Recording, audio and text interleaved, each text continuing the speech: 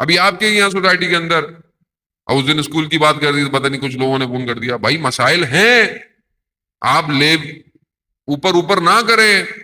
Coaching centre آپ کے یہاں کھلے ہوئے ہیں، خوب چلیں، آپ کے پاس جگہ نہیں ہے کہ آپ کو ایجوکیشن پڑھا رہے ہیں، جگہ نہیں ہے، لیکن آپ کو کون کہہ رہا ہے کہ پکنک پر بھی آپ کو لے کے جائیں ہر جگہ؟ کس نے کہا ہے آپ کو؟ آپ کے معاشرے میں علماء ہیں، آغا نسیم ہیں اور علماء ہیں، بہترین علماء ہیں، آپ ان کی سرپرستی میں بیٹھیں. ورنہ اگر آپ اس شجر طیبہ سے مدد نہیں لیں گے تو شجر خبیثہ تو اتر رہا ہے. اور آپ سمجھ رہے ہیں کہ ہم لبرل ہو رہے ہیں، سیکولر ہو رہے ہیں، یہ کوئی کامیابی نہیں ہے، یہ سب کھوکھلا پن ہے، ایک دن گر جائے گا. اور ہم خوش ہوتے ہیں، ہماری بچیاں بھی شاید خوش ہوتی ہوں گی کہ نہیں تھوڑا سا منہ ہو رہا ہے. یہ نہیں عزیزان محترم، مرد تو چاہتا ہی یہی ہے کہ خاتون کسی طریقے سے گھر سے باہر نکلے، اپنی نہیں دوسرے کی.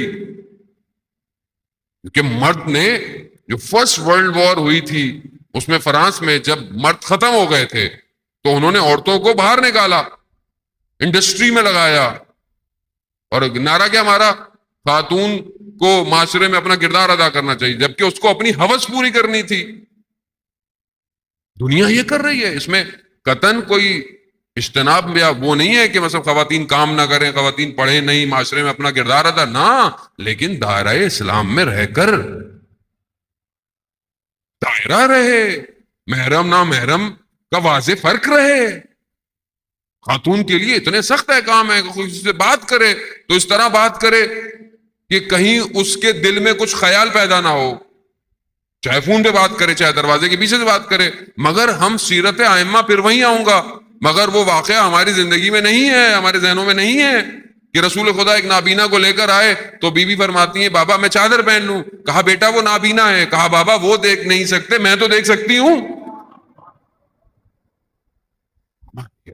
یہاں ماؤں بہنوں کو بولو پردہ کریں تو کہتے ہیں وہ حجاب تو مولانا صاحب دل میں ہونا چاہیے. نہیں عزیزان، اگر دل میں حجاب رکھنا ہوتا تو سورہ نور میں پروردگار یہ نہ کہتا کہ اپنی خواتین کو چادروں میں ڈال لو.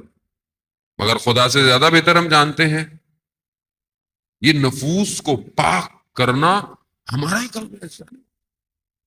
اگر یہ نفس پاک نہیں ہوں گے تو کیسے اس وقت کے امام سے ملیں گے؟ آیت اللہ عراقی کی بہن کے بارے میں بتایا جاتا ہے کہ حج پہ جانا چاہتی تھی یا عمرے پہ، لیکن خوف تھا تو اپنے بابا سے کہا، بھائی سے کہا جا کر، بڑے عالم دین تھے، کہا مجھے ڈر لگتا ہے. کہا کیوں؟ کہا کہیں طواف کرتے وقت کسی نامحرم سے ٹکرا نہ جاؤں. تو انہوں نے ایک ورد دیا کہ یہ پڑھو اور جاؤ، یا علیم ہو یا حفیظ ہو، پڑھتے ہوئے چلے جاؤ.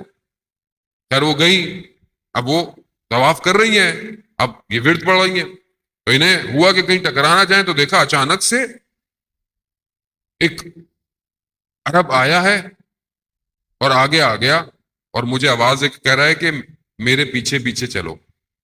تو میں نے اس رش میں دیکھا کہ کوئی شخص نہ میرے قریب ہے نہ اس کے قریب ہے، اور میرے وہ آگے آگے چل رہا ہے، میں اس کے پیچھے پیچھے.